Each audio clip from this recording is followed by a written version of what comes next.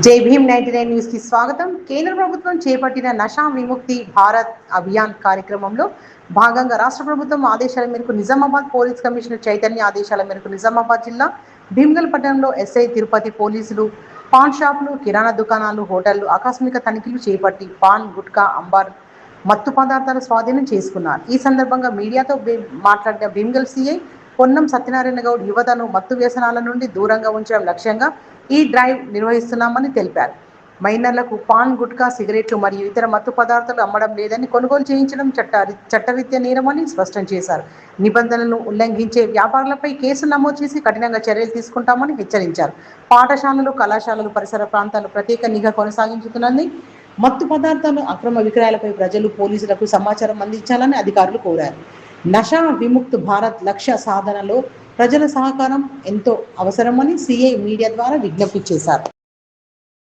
ఈరోజు భీమ్గల్ పట్టణంలో నషా ముక్త్ భారత్ అనే ప్రోగ్రాంలో భాగంగా ఈరోజు షాప్స్ అన్ని రైడ్ చేయడం జరిగింది. మనకు పాన్ షాప్స్ అన్ని రైడ్ చేయడం జరిగింది పోలీస్ సిబ్బంది ద్వారా.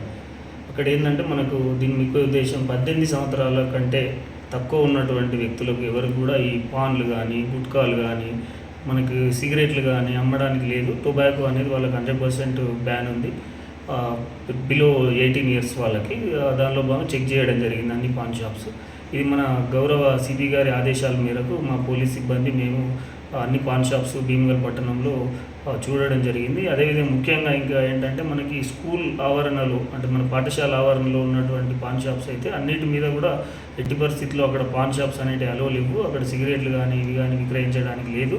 దానికి స్ట్రిక్ట్గా చెప్పడం జరిగింది. వాళ్ళ మీద ఏమున్నా కూడా కేసులు కూడా దర్యాప్తు చేసి కేసులు చేసి దర్యాప్తు కూడా చేయడం జరుగుతుందని చెప్పేసి చెప్తున్నాను. అదేవిధంగా ఇంకా ముఖ్యంగా మన యువతకి తర్వాత పిల్లలకి ఒక ముఖ్య సూచన ఏంటంటే ఎవరు కూడా ఈ మత్తు పదార్థాల బానిసగా కాకూడదు, వాళ్ళు దాని బారిలో పడకూడదు అని చెప్పేసి ఈ యొక్క ప్రోగ్రాము ఇది సెంట్రల్ గవర్నమెంట్ అదేవిధంగా మన స్టేట్ గవర్నమెంట్ వారు దీన్ని ప్రతిష్టాత్మకంగా చేపడుతున్నారు. నషా ముక్త్ భారత్ అంటే మనకు ఎవరు కూడా దాని నుంచి నషా నుంచి బయటికి రావడమే మన దీని యొక్క ముఖ్య ఉద్దేశం. దీనిలో భాగంగా ఈరోజు ప్రోగ్రాం కండక్ట్ చేయడం జరిగింది. Thank you.